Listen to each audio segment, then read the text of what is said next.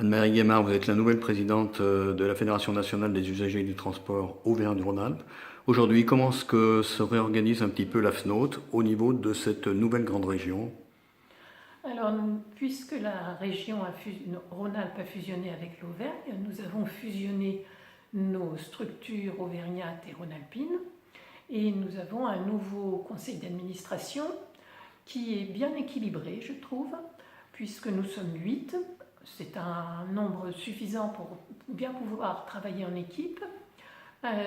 Sur les 8, il y a un Auvergnat évidemment qui est vice-président, 3 autres vice-présidents et moi-même qui suis présidente. Quand je regarde la composition, nous sommes 4 actifs et 4 retraités, donc variés. Sachant que quand on est actif, c'est difficile d'être bénévole et disponible, comme par exemple aujourd'hui pour cette conférence de presse. Dans la journée, il faut prendre une RTT au moins pour pouvoir venir à Lyon. Quand on est retraité, on peut être un peu plus disponible. Alors, quelle est la volonté justement sur la question des transports? Vous avez l'ensemble des types de transport, des modes de transport, qu'ils aillent du ferroviaire au vélo, en passant par la voiture, que sais-je?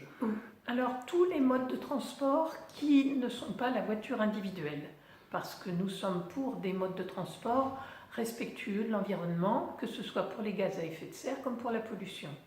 Donc tout ce qui peut réduire les émissions de gaz à effet de serre et les particules fines ou moyennes, nous les soutenons et nous essayons de les améliorer, en particulier de les rendre intermodales pour qu'on puisse passer facilement de l'un à l'autre.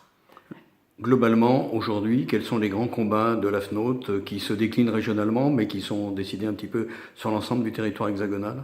Alors, sur la région Auvergne-Rhône-Alpes, le grave problème, c'est le nœud ferroviaire lyonnais qui bloque tout développement du réseau ferré, des TER, mais aussi au niveau national, qui pose des problèmes, puisque Lyon est un nœud ferroviaire très important régionalement. Tous les TER y arrivent et en majorité en repartent, et on ne peut pas en rajouter parce que Pardieu est saturé et le lien entre le nord et le sud est saturé, donc impossible d'améliorer.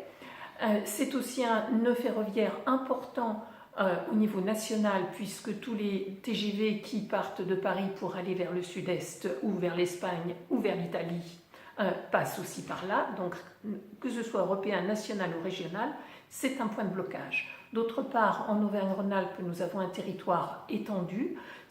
Auvergne-Rhône-Alpes est la 3e région de France, question de superficie, la 2e en population après l'Île-de-France. Et nous constatons que les petites lignes sont réellement menacées. Le gouvernement a beau dire qu'il ne va pas fermer les 9000 km de petites lignes depuis Paris, il refile la patate chaude aux régions sans leur passer de crédits supplémentaires pour les entretenir. Donc nous craignons le pire pour les petites lignes.